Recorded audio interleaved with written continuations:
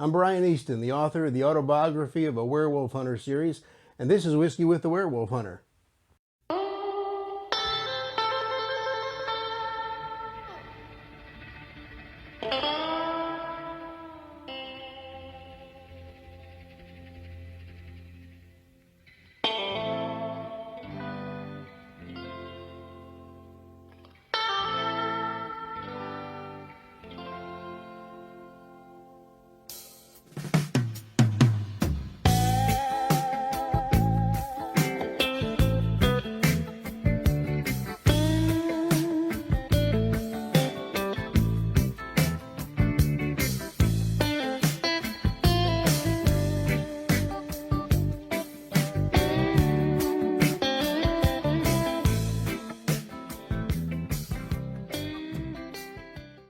Welcome to the Werewolf Bar, everyone, for your November edition of the show.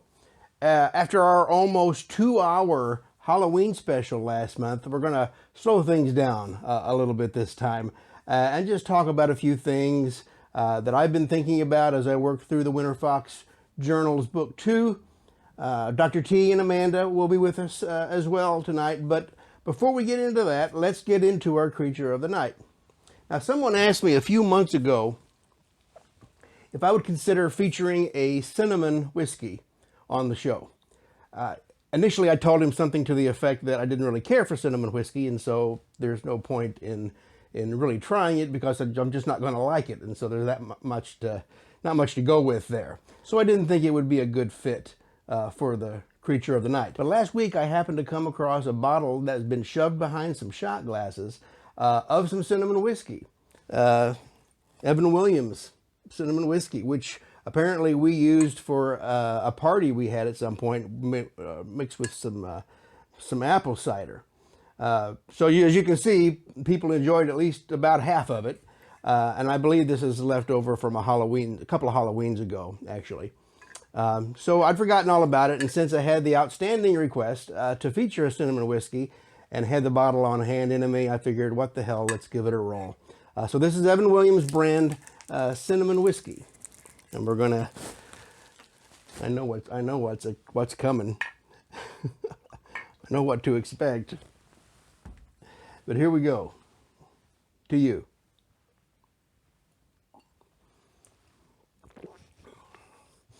Yep, that is sure cinnamon whiskey. I suppose you could do worse, and I mean, it's pretty smooth. And really, it's not that I don't like cinnamon whiskey. I don't like cinnamon much of anything. But it's pretty smooth, like I said. The flavor is definitely there, but for my taste, I think I'll stick with the apple cider drink when it comes to this stuff. Well, tonight we're going to get back into some familiar territory because we're going to talk about silver again. Specifically asking the question, can only silver kill a werewolf? So in my literary universe, a silver bullet to the ass would have the same effect on a werewolf as it would anybody else who is shot by a silver bullet in the ass. And then a mortal wound would be a mortal wound. On the other hand, it can strain the suspension of disbelief to have a werewolf walk away unscathed from like a bomb blast, like he was the Incredible Hulk. So this has been a dilemma for me, and one in which I had to take a side early in the writing, for better or worse, and I chose the paradigm of the werewolf being impervious. Because in my mind, when it comes to mundane weapons versus werewolves, we're pitting items which have zero magical properties against a creature that has them. And I just can't accept that any amount of force is going to make that go away. It's the wrong key for the lock, and it'll just snap off in the keyhole if you force it. It's kind of like raising your voice in hopes that someone who doesn't understand your language will, through your volume, then, oh yeah, that's what he's saying, and they'll get it. No, you can't get there from here. No matter how loud you say it, it's not getting through. Does this paradigm invite some potentially unbelievable scenarios? Of course it does. But I generally choose to avoid the inclusion of overtly powerful non-silver weapons versus my werewolves, or still even silver weapons. I mean, nobody likes a show off. So that's one question answered tonight. And here to ask another is Amanda. And Amanda asks.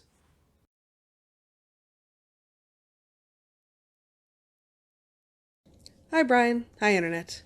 Let's get down to brass tacks. Spoilers, probably all the books. As we learn in Lineage, Sylvester has rarely been involved with a woman that he hasn't accidentally knocked up. And I'm curious about the potency there. If he had been with the werewolf in the first book, her name escapes me just now, and got her pregnant, what would the Lineage have felt about that? Would they have been excited to turn the hunter's bloodline against them and make them the very thing they were hunting? Or would it have been a matter of destroying that pregnancy above all costs? Also, are there any other little Sylvesters running around we don't know about? Because there have been several assorted prostitutes and what have yous in the story.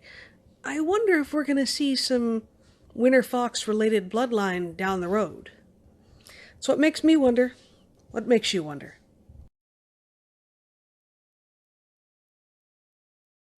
Okay, so some of the questions that come through, I have entertained to one degree or another before. But this is not one of those. I can honestly say I have never considered the reaction of the Lineage to a werechild sired by Sylvester. The she-wolf Amanda references from the first book is called Veronica. And she's in the thrall of Diego, who is the big bad from that first novel.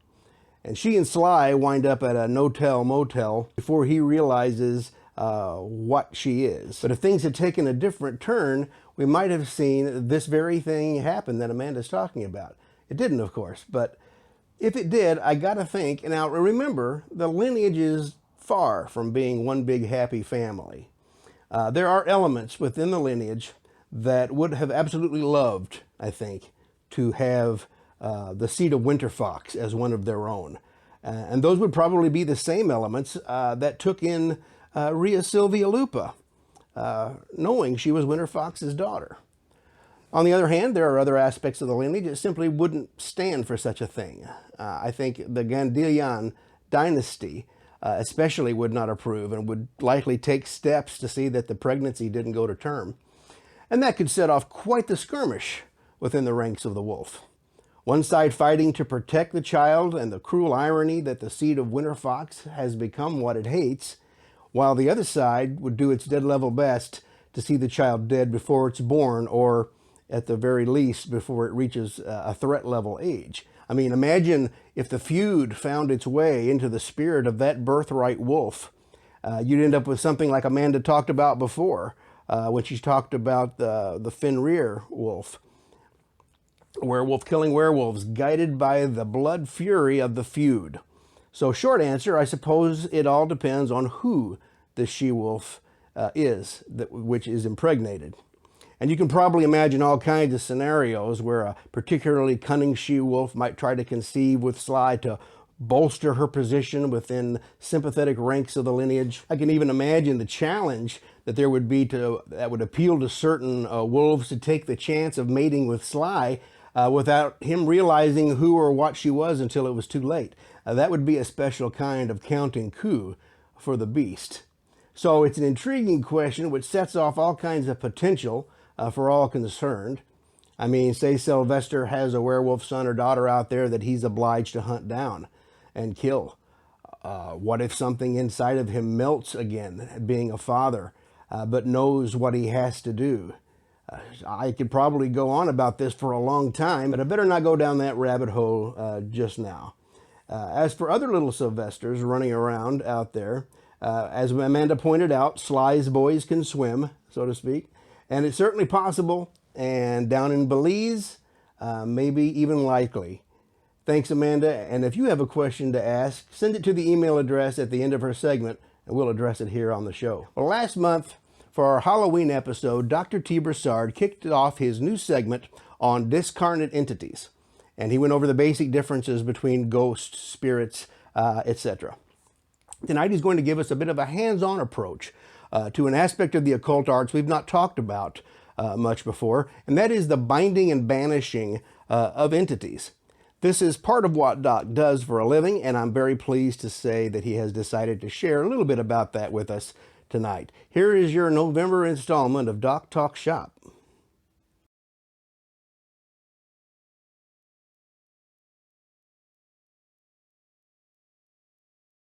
Greetings and welcome to Doc Talk Shop as part of Whiskey with the Werewolf Hunter.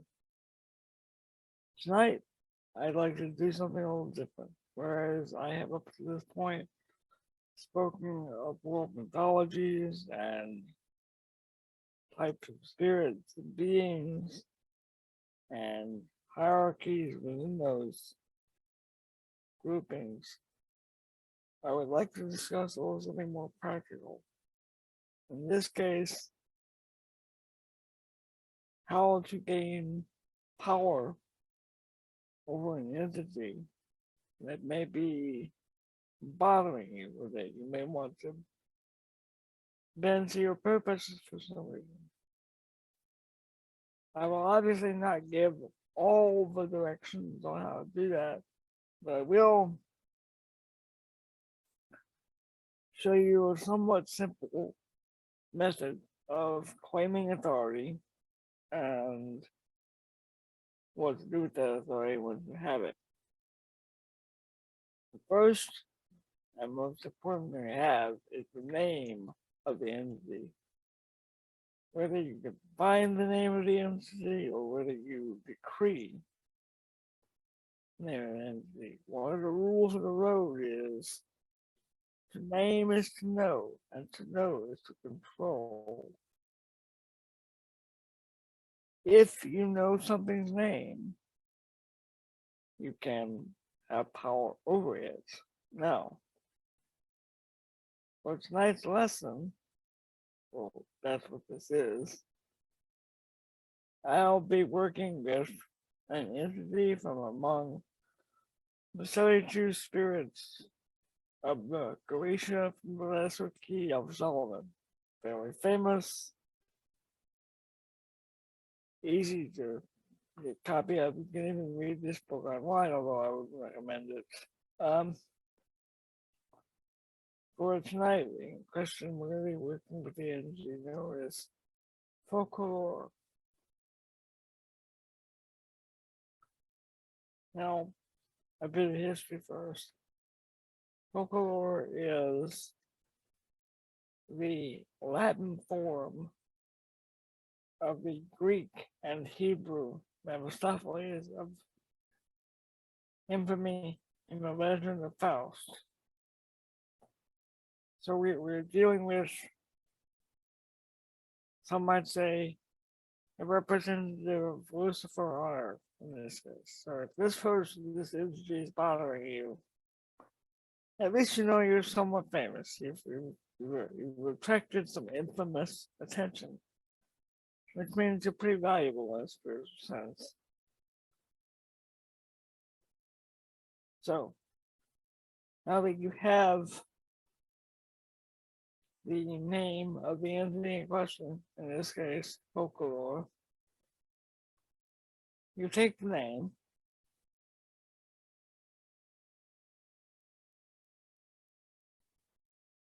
and you have to convert it into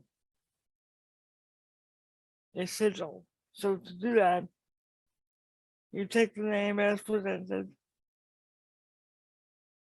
and you decide which alphabet you want to use. Now, for this work, we're going to be using an alphabet derived from a Masonic pigpen cipher, which those of you with any knowledge of the Cthulhu mythos and the Necronomicon tradition could perhaps find an example of. And if you do 100 points toward your experience as a would-be magician, in any case, you take the name and you have to eliminate, first of all, repeating letters, usually vowels, from the name. Once you do that, you have to convert the name into the alphabet you've chosen. In this case, the Masonic Peak-Down cipher that we've talked about. You then take the converted name bit by bit,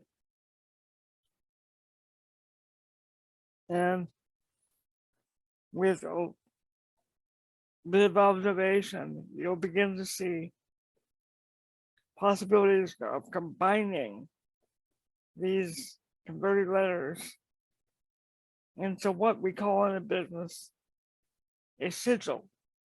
Now, a sigil has the same root as the term signature. It is the sign of nature. It signifies nature. Your signature, in modern terms, conveys your identity. In magical terms, if someone has your signature as you write it, or even your name as you speak it, you, in a sense, are giving them power over you. This is very important with regard to things like the name that you call yourself versus the things that you answer to. The name you call yourself is important, but in many respects, the name you answer to is, in a sense, more important because you're responding to it. So,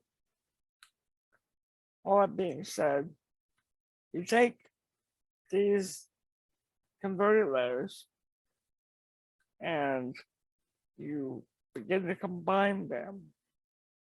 You'll note in this case that the letters, first of all, form a box of four-sided figure. In my system, that would link this sigil to the planet of Saturn or the nature of Saturn, as well as to the element of earth, which can also be related to bone. So you can see from these various connections, as you put this together, you learn some things about the identity of the entity in question based on the system that you're using. Every system is its own prism in the sense of every system will translate an entity differently so that you get different insights depending on the system you use. Now note, I'm not telling you what system I use. I'm simply describing the kind of information that arises. So the box then becomes the base for your sigil. And then you begin to fill in the other pieces, and you see a triangle. The triangle in the box conveys a linking of Saturn with Mars. In my system, 3 would be the number of Mars, or a number of Mars, because there are a few. So there you have also the idea of space, i.e. the four-sided figure, and an intrusion in space from another space implied by the triangle. There is also a sexual reference here that I don't feel like I need to describe overly much, but you have a box and a triangle. So make of that what you will. And here we have the sigil becoming more informed, and you have, interestingly enough, a doubling effect, which almost suggests an inversion of the hexagram or seal of Solomon, because you have opposing triangles. You also have a suggestion of a mouth with teeth, or even a bird-like face. So again, you're having more information about the entity come into being. And the more formed the sigil is, the greater your authority over it.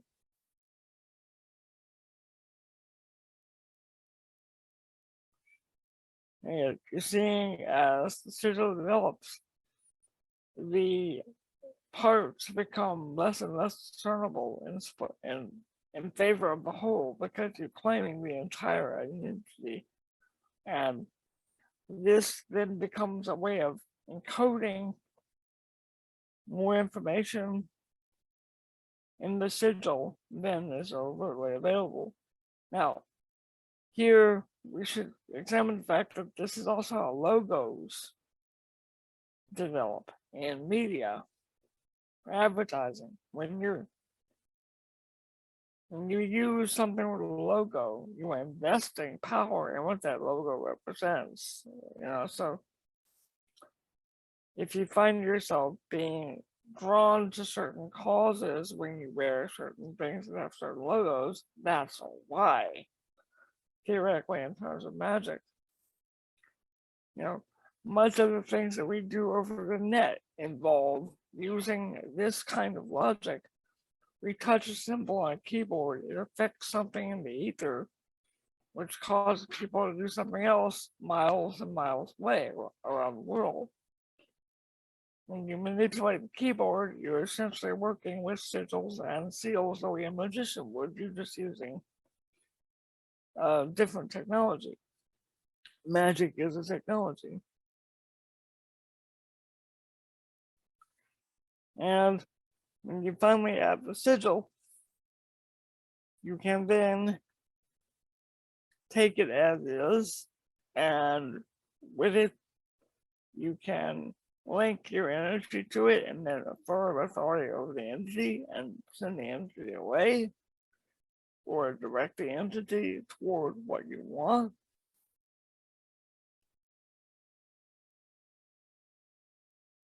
Or a number of things. Now, if you were to take this revealed sigil and then put a circle around it with the letters of the name in strategic places around the circle, you would then have a binding seal. Sigil would be inside the circle and everything. The name would be binding the sigil, and that would be a seal.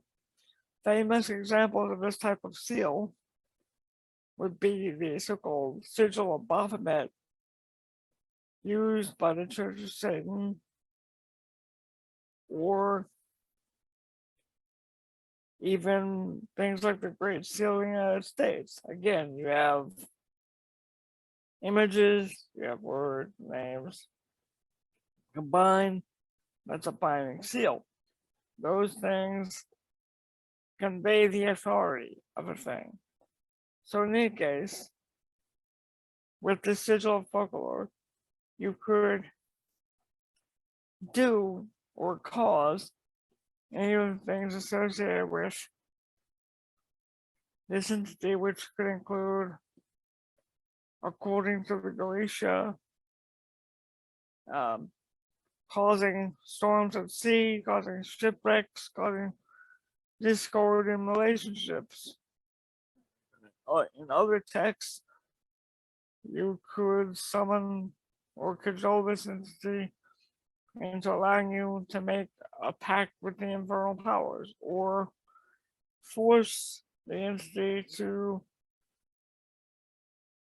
give back a pact someone has made that they want out of.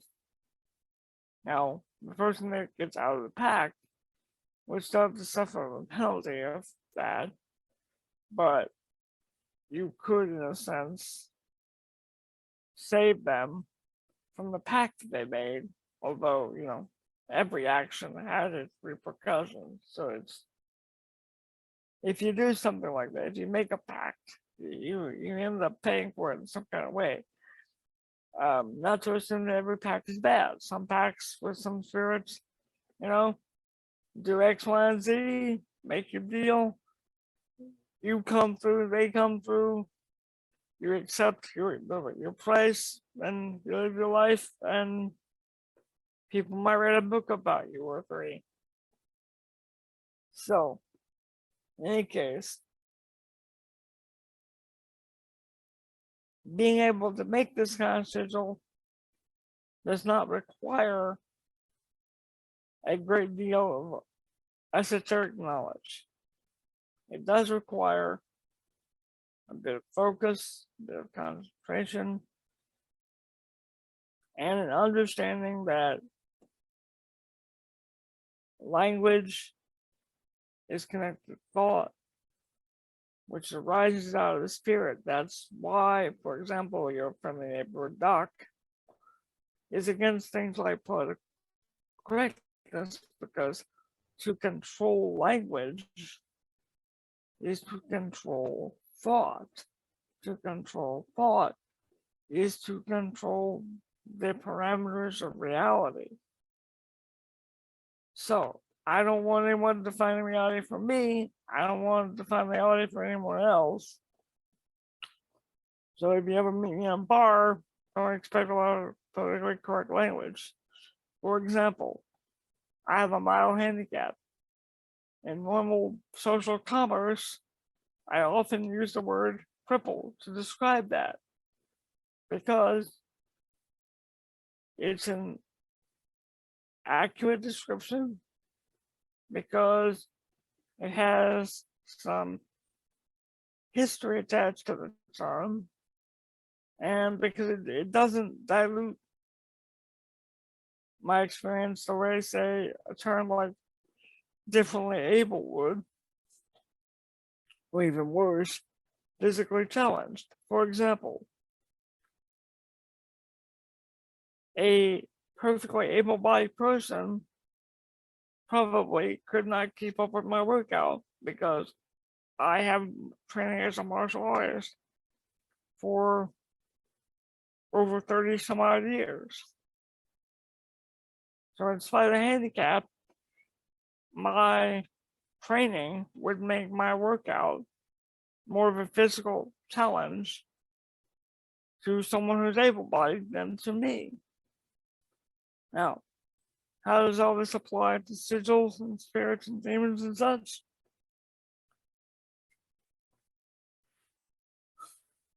These entities, whether you look at them as archetypes, whether you treat them as actual beings, or what have you, exist largely in the spaces between thought, media, as a lesser form of the astral plane, and mundane reality. Now, when I say mundane reality, I mean that you may not see a little guy with a pitchfork and horns, but have you ever noticed how bad weather, storms, can bring out negativity in couples? From the point of view of folklore, this could be seen as a manifestation of the entity that we have just made the sigil of. Okay. So, now that we have our sigil, and it's all fixed up, to use it, you have to connect your energy to it, usually by positioning your hand over it and willing a portion of your energy into the sigil and letting the energy of the sigil respond, creating a circuit. And then the entity will in some way contact you, and then you have to tell it what you want it to do, whether it's come to me or go away or stay away or stop making trouble, whatever it is. So, and then once it's done, this is very important, you need to destroy the sigil. This is usually done by burning. You also see this when people would write out a prayer or spell after they perform it, or they recite it, or what have you. And they'll burn it, and this releases the working. And part of what that does is, if you don't have a sigil, you can't obsess over it, because one of the important parts of doing any of this stuff is once you've done it, you have to put it out of your mind. You have to totally let it go. It's like firing an arrow. You have total control over the arrow up to the point where you let go. Once you let go, the arrow goes where it's going to go. You have no more control over it. So to focus on it after you let go is a waste of energy. And the same is true with this. Now, it is not unusual for those who work magic to have a catalog of sigils and seals for entities they reuse. This is where books like Goretia develop their catalog of spirits. So I'm not saying you can't use the same one again, but I'm saying that when you draw for working, you have to let go of and release. So, this is a small example of a lesson in magic. Now, you'll note, I did not say to call on higher power or lower power, anything like that, because in this instance, you'll want to focus on your own authority as a living individual. Now, if you wanted to, you could invoke the authority of a higher power or a lower power, some kind of patron. You could make an offering to the entity involving food, things like that, but I wouldn't recommend it.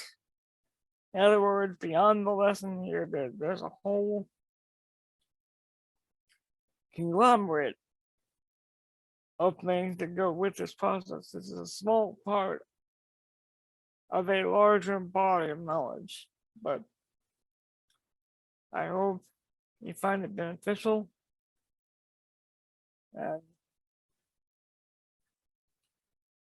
if you would like to contact me, telling me how you did with it, you can contact me through my website or my email. All that being said, I want to thank you all for listening. And as always, good hunting and my moon.